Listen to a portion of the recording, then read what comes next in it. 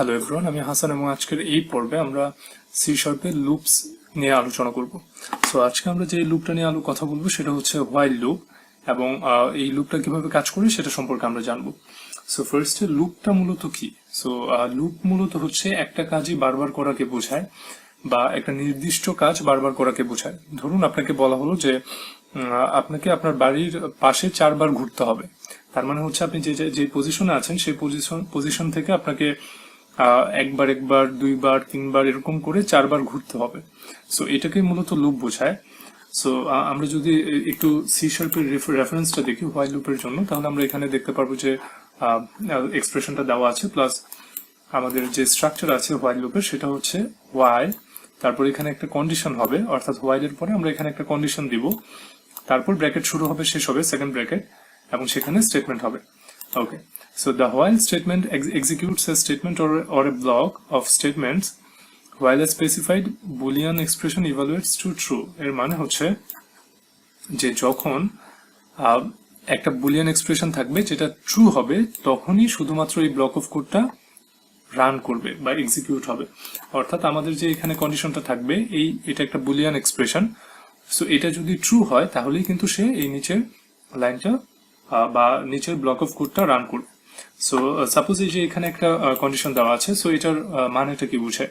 So আমরা ফার্স্টে এখানে যেটা করেছে ওরা, যে এন এর মান নিয়েছে হচ্ছে 0, এবং হোয়াইল একটা কন্ডিশন দেওয়া হয়েছে যে এন যতক্ষণ পর্যন্ত 5 এর ছোট থাকবে ততক্ষণ পর্যন্ত আমাদের প্রোগ্রামটা কি চলতে থাকবে, n++, অর্থাৎ ইনক্রিমেন্ট হতে থাকবে। সো আমরা যদি এই প্রোগ্রামটাই রান করি আমরা দেখতে পারবো যে মূলত কি হয়। সো আমরা ফার্স্টে এই প্রোগ্রামটা রান করি।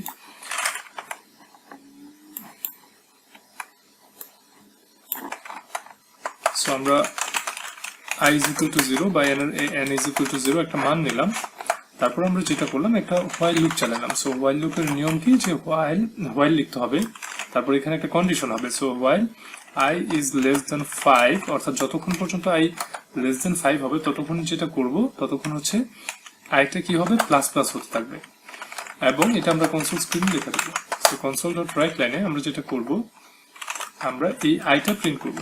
আমরা দেখি এখন i টার মান কিভাবে চেঞ্জ হয়। সো আমরা দেখতে পারবো এখান থেকে 0 থেকে 4 পর্যন্ত প্রিন্ট করেছে। সো আমরা যদি আরেকটা প্রোগ্রাম দেখি, সো আমরা প্রথমে ইউজারকে বললাম যে কনসোল ডট রাইট লাইনে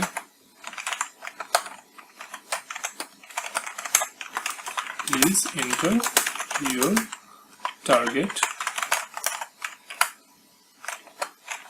সো আমরা যেটা করব, এই ইউজার যে টার্গেটটা দিবে সেটা একটা ভ্যারিয়েবলে নিয়ে নিলাম।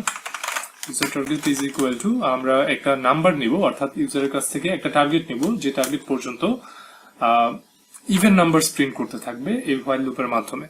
সো আমরা এখানে যেটা করব, anti.parse মেথড ব্যবহার করে আমরা ইউজারের কাছ থেকে যে ইনপুটটা নিব সেটাকে কনভার্ট করে নিব। সো আমরা ইউজারের টার্গেটটা নিয়ে নিলাম। এখন আমরা একটা স্টার্টিং যে ভ্যালুটা আছে সেটা 0 ধরে নিলাম, অর্থাৎ 0 থেকে শুরু হবে। So while start less than or equal to user target,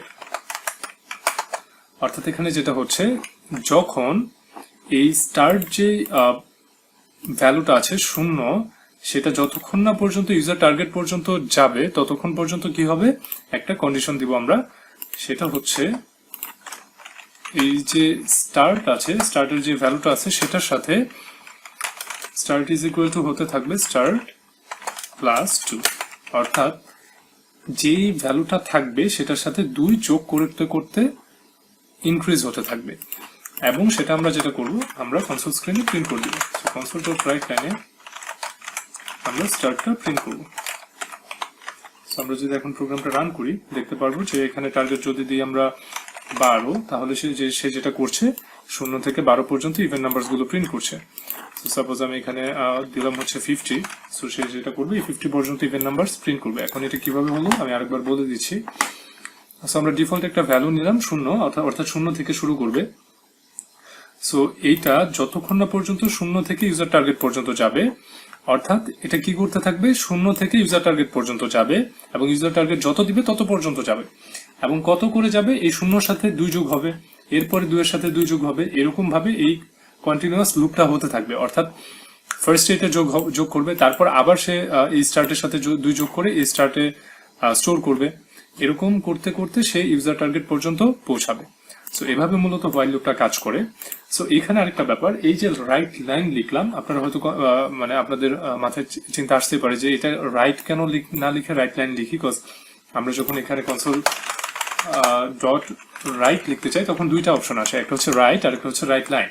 so এটা মূলত হচ্ছে যদি আপনি রাইট লাইন ব্যবহার করেন তাহলে আপনার যে আউটপুটটা আসবে তা একটা নতুন লাইনে আসবে, এবং আপনি যদি এই ধরনের প্রোগ্রাম করেন তখন প্রত্যেকটাকে আলাদা আলাদা লাইনে আসছে। আপনি যদি এটা কন্ট্রোল প্লাস এফ দেন তাহলে দেখেন এখানে প্রত্যেকটা কিন্তু আলাদা লাইনে আসছে।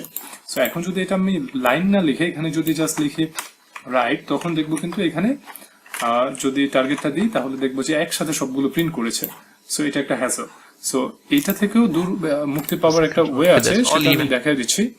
সো মূলত যদি আপনি একটা লাইনে সবকিছু প্রিন্ট করতে চান, অর্থাৎ নতুন লাইন তৈরি করতে চাচ্ছেন না বারবার, ধরুন আপনি